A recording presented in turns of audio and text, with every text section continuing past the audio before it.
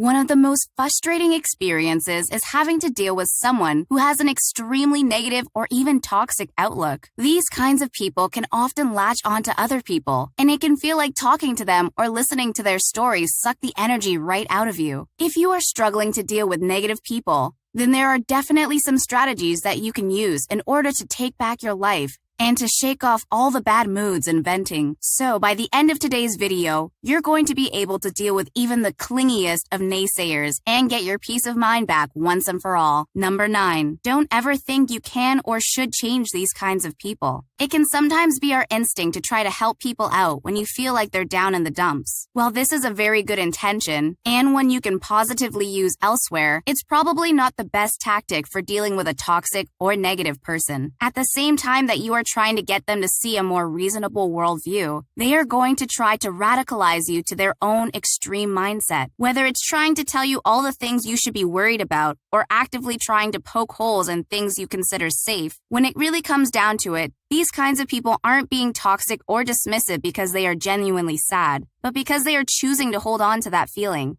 Since you aren't being paid to be this person's therapist, it really isn't your responsibility to try to manage their emotions. And trying to do so can just cause a lot more headaches than it's worth. Number 8, repeat back what they tell you. Do you ever feel like someone says something to you that you are forced to just kind of ignore and move on? Comments that are derogatory or rude to you, your work performance, or your appearance can often come from negative people who are looking to get a rise out of you. And this situation can quickly escalate if you don't know how to deal with it. If you feel like a naysayer is pushing your buttons a little bit in order to get a reaction out of you, then you should just try to repeat what they said back to them. Repeating vicious or rude comments back to someone, and even saying something like, "What did you mean by this?" to make them explain it, can often get these people off of you without much fuss. Toxic people are always looking to unload their negative feelings onto others, and they often feel better about themselves through making you feel uncertain or annoyed. Giving them back this same energy signals to them that you perfectly understand the game that they are playing, and doesn't allow them to play dumb and take pot shots from a distance. Number 7, keep things to the point. The more of a window you give a negative person to speak, the more likely you are to hear mean or sad comments that can put a serious hamper on your day. That's why, if you are in a situation where you are forced to interact with this person regularly, you should always try to keep things simple and to the point. Keeping things on task limits this person's ability to steer you into weird and uncomfortable conversations, and can certainly put some distance between you both. Toxic people tend to manipulate social norms to their advantage, taking power away from you and putting them in control.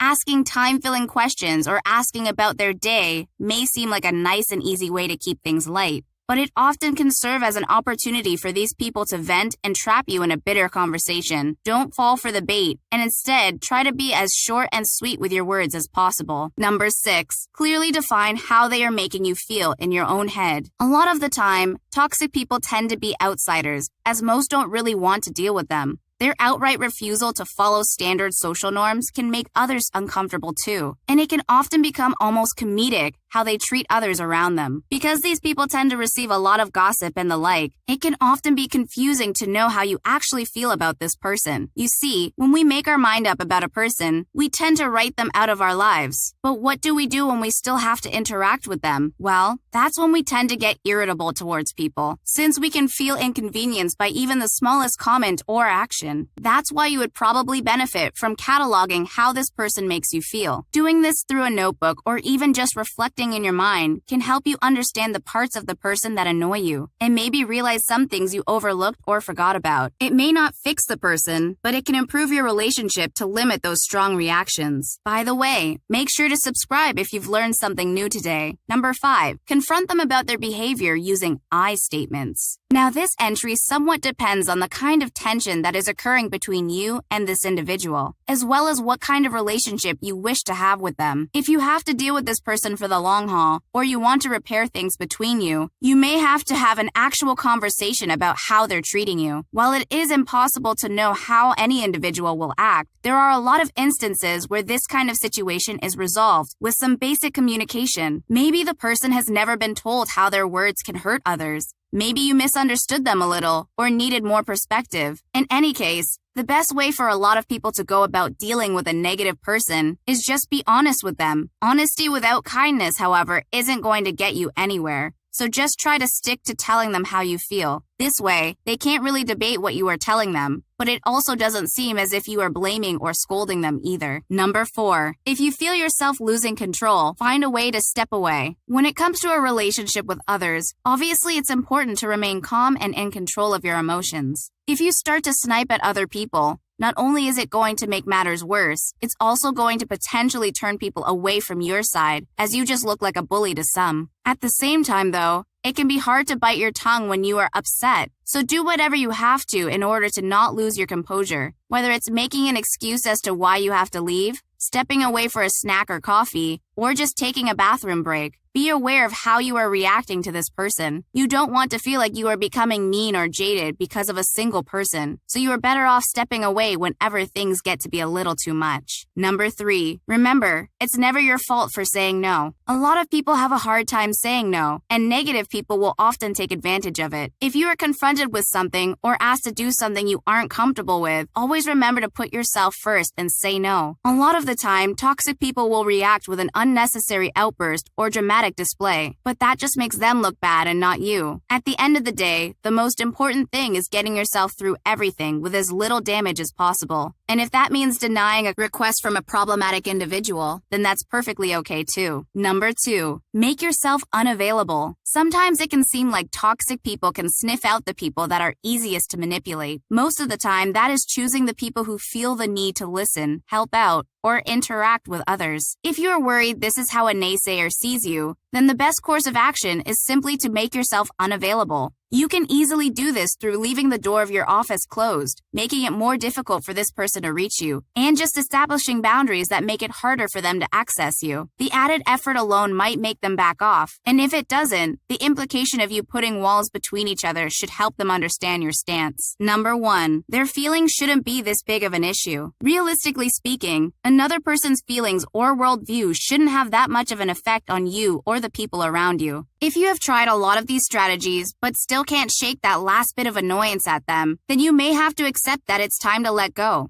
Taking this person's drama home with you is sometimes exactly what they want, and you have to be careful not to allow yourself to get too wrapped up in this one particular dynamic. And if you liked this video, then check out these related videos to see more. And make sure to subscribe and leave a comment saying, "I subscribed," and we will personally reply to your comment.